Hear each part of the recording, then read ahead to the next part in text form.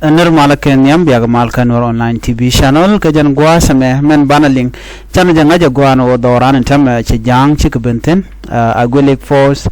abishok SSPDF jangton kontin cha konak timbugo kon shank work and shangdar kanaka gat kon but shaka law lo chikbere which so bana right me bana je kwen kenyam do badana beke ke ngum shoda lat ki ngum to kan wertin konon shaka law ko big break which no mo janda na gorno de kono kwen ke jen gwasame man bianga kenyam kan wer kan kadwal ko tel kor mi shater there's nothing mi shater but kon kare kon ke gui gwasame ko kwid ka do badana chiri gati chi ko rodien to ko je ke do badana de kon ke tu ke je right now ke jen gwasame mi chane gu jen gwanter you know yara kon kile da kon jack of course gwanter chai no already ka tinene kon tin cha kon kwak bana jo me bana jeling bu kon we reide le ran balinga jen gwas kenya makan kon to gwa biya ngaje no lan wer pan ga ke jes pele mayo tinte ka pan ga gwa mi ala we tat ke li untam rai kon ke li cha je ke already ci do ni malakal men malakal ba ci na ci ko potin video content gwa mo chine dia ci ko pot so tel ramu ten le pani malakal ko wade ko be fail so jen information dana ye je kimen gorono de nongya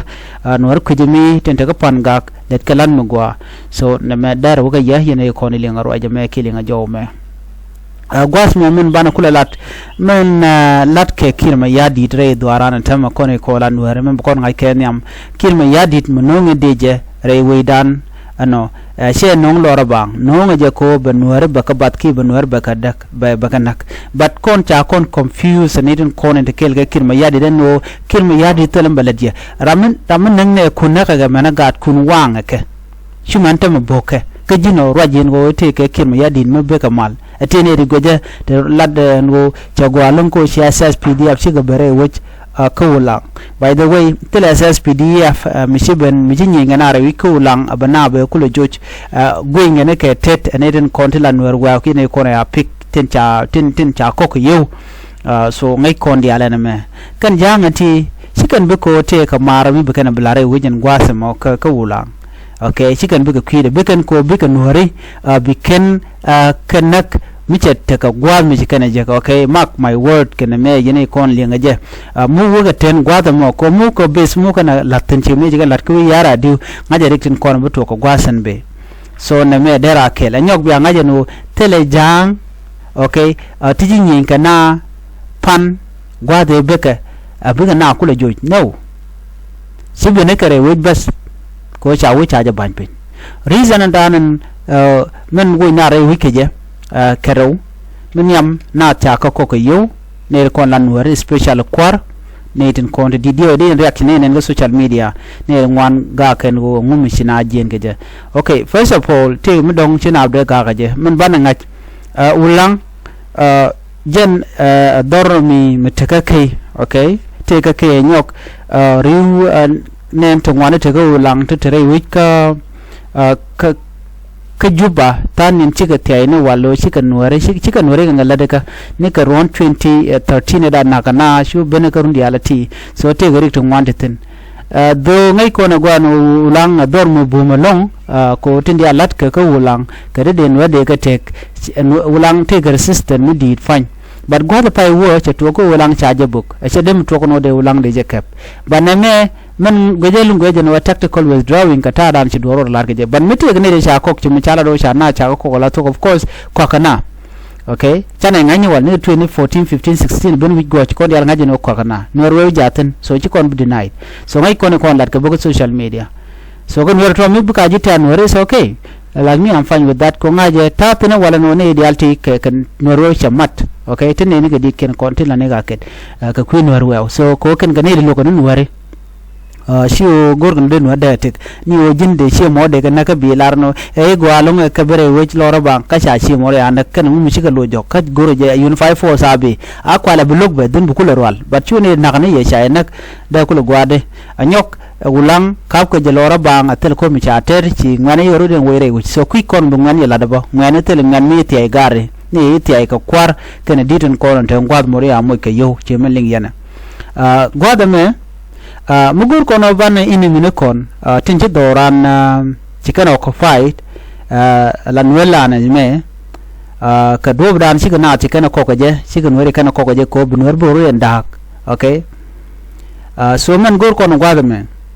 ala kurla tare ka dupti gol okay denero dan mo ke tactic ni ke dupti de kon ti diala ti yar ko kon de kon ka nyoko mu kon ke men go je lu de na lat okay gor ko no de kon ti ke te ka bom lo aj de kon ti ke dignity de kon ti ke mat okay de kon ti ke ka ti ko no gwar pin te bana juken bana ka gor ke te binan te la shall care plant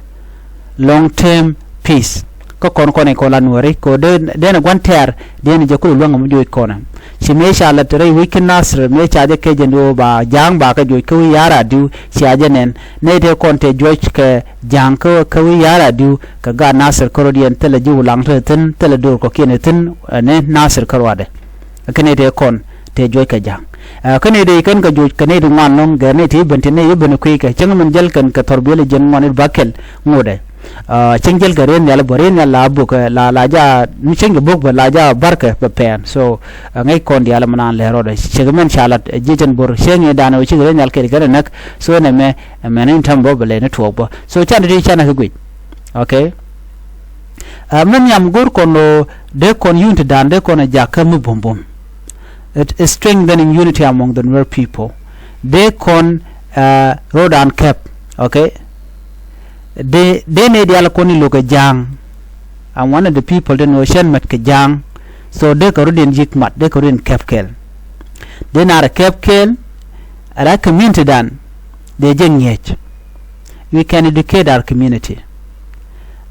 ke ta de ka madak no rudin ke jamen tama ka to ne ka jang de na de ke ngeje no de jega god de ke and I believe that god kon chikana ngaje tama ta ku kon struggle ke jema ko antama ina ran linga to kon lat ko rodian ani mu dawan gan mu kuirwach ngai kamana an la roda ko social media iti dal ke jaga jatak so man yam de na rodan jakob ko dan ngej de na te ka dole te nyodo de na mare de na ro jekedi okay te diala to de kalat ken kon la lat ke so mite mi charule nam binawn yam ko jabajar yale ka so na me dara kon loga long ka dobran de kon yin ke ke ne de kontin yar ka doran sirka jangati mando dien de show nenten content chanware akwak de ngach ne de kon anware kwak we can expose them okay and then we have to shame corruption and corruption je ko na me chala corruption jin misidwar she mat pinka na ka biro lele lo she jin part of it in the end she corrupt. So kujamo we can put an end to all this corruption they can expose then show end content lat krijek okay near content charging no ba ka bribe ke ba ka mo ke yo okay with proof minu da gwan go la tong ne ke shi kana me kana lat de kon go de kon ka lat ka media ni community radio kon online ke leon do de content de kon lat ke de kon lat because right now we are in a fight te kon kor ci kon de lora bang eran te ko long der lat ka kon meredien gorje no de na doran de ne defend the land legally and strategically okay de ne doran de ne jagang mundan de ne jagang ke do de kon ganga je okay to kon ka duptung wan to kon ke map nitin ngai kon all our territory la ping map kadan okay ngai kon no landana mendian so de kon diale de kon kalat okay ko ngai kon no to kon karolna ala ngai kon lat ko so de kon territory ne kon dial ala dur kon dial okay ko ngai kon to kon ka dur to kon ke to kon ke wi kon dial de kon ngaje no peg dien teni ke kuje dien so ma chana peg dur kon chana ka ngaj dene te diala kon tin won ko kon de kon ka long ka mo joj kon ke to kon ke western war omlan to kon ke fangak to kon ka low Nuer to kon ke eastern jukain war god kon diala ti ngai kon ke right now kur jene we kamala kal kur jene ke eastern jukain o de na o kamala kalba all right take a tung one along the lad korean guasame to guru de no de rin kef misan munan chane ngaje gwana munan jane ni diale konde yongare ne bare me de flake kon ko kon chi ngwandan but a tactic nitin kon te kana tin kuna la yen ke so mina rodian wenga yena do de kon yam ja telwe yawt me de kon yam ka ja okay de ni nuare de rin kapabum ala de no munan de na jagang sika right now they done agent Jason bor la kon ala minute amno nuare goro de kan te ke de but kon ge de jore but no de ni ka ken kon e kon la ngene okay tele kon gwam ya kon dolten but mugor kon la tok de no gwa de ko ran yigor ne de bu doran bi gang la tok so at de kam ne ka yoki de moy ka kwak te de kan te ka abran ba kap ka yo nge je no an de mala ran no re magang no war karwade tel mu chal tek tel mu chalo birar den bi go jor a jin war jen telo no war meten chebe bu tok be jala lo jin war goro bu war be de teka so na me akel mana di ande na media ande ne ka use ko me dong tem chor lat bana awareness ban youtube de kon e de kon ka work tin kon lat ko rodien okay de na technology de na je use de kon store de kon ke share ko wing mon de na youtube use de na facebook use blog ne okay de kon documentary de na kalat store ne kenete dial to on tama current injustice do ba chang kon je ka jama tama de kon kalara de ka linga ne dia then a cultural pride in jalat an identity they ram na jeno ko kon ngane they kon traditional ki traditional they kon revive new tradition song dance language ken store ne te dial de ga nyoko min kon ga ne kon ano ka di de kela ket kamo ano shi anan kon wala shi am tede ke kwimat ka dan ko banaro dan kula yalaka then bu kono kodi deran wede dore derje kula luang akami gangaja de kondoran de korochuri aleka ke self defense and this can be done only if necessary and within law alamun gankoran ko tungo tigatan chikon outside of ngot we are not at law chikon kwingon kujimi tikore ngone alaran gangrode kamijiak chiro do ganko ejin kuram dan kum je kula no normal mi je de jogno mi je mal jega cholet but mi radin kul ben chimlat ka janganta mare doran ko nore ma de ga jig jogno mi jena mo jega long ka chine nok